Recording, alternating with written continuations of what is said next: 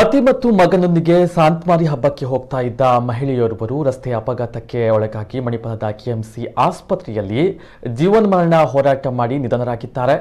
ಕೆಲವೇ ದಿನಗಳ ಹಿಂದೆ ಕುವೈಟ್ನಿಂದ ಆಗಮಿಸಿದ್ದ ಪತಿ ಅನಿಲ್ ಪಿಂಟೋ ಮತ್ತು 3 ವರ್ಷದ ಮಗನೊಂದಿಗೆ ಉಡುಪಿ ಕುಂದಾಪುರದ ಕೋಟದಲ್ಲಿರುವಂತಹ ತನ್ನ ತಂದೆ ತಾಯಿಯ ಮನೆಗೆ ದ್ವಿಚಕ್ರ ವಾಹನದಲ್ಲಿ ಸೋಮವಾರ ತೆರಳುತ್ತಾ ಇದ್ದ 38 ವರ್ಷದ ಸರಿತಾ ಪಿಂಟೋ ಬ್ರಹ್ಮಾವರದಲ್ಲಿ ನಡೆದಂತಹ ರಸ್ತೆ ಅಪಘಾತಕ್ಕೆ ಬಲಿಯಾಗಿದ್ದಾರೆ.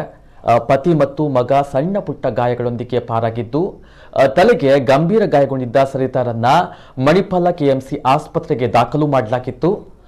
7 ದಿನಗಳ ಜೀವನ್ಮರಣ ಹೋರಾಟದಲ್ಲಿದ್ದಂತಹ ಸರಿತಾ ನಿನ್ನೆ ನಿಧನರಾಗಿದ್ದಾರೆ. 10 ವರ್ಷಗಳ ಹಿಂದೆ ಉದ್ಯಾವರದ ಅಂಕುದ್ರು ನಿವಾಸಿ ಅನಿಲ್ ಪಿಂಟೋರವರೊಂದಿಗೆ ವಿವಾಹವಾಗಿದ್ದ ಸರಿತಾ ಸರಳ ಮತ್ತು ಶಾಂತ ಸ್ವಭಾವದವರಾಗಿದ್ದು ಎಲ್ಲರ ಪ್ರೀತಿಗೆ ಪಾತ್ರರಾಗಿದ್ರು. ಮೃತರು ಸಹೋದರ ಧರ್ಮಗುರು, ತಾಯಿ, ಪತಿ, ಪುತ್ರ, ಇಬ್ಬರು ಸಹೋದರಿಯರು ಮತ್ತು ಅಪಾರ ಬಂಧು ಬಳಗವನ್ನ ಅಗಲಿದ್ದಾರೆ.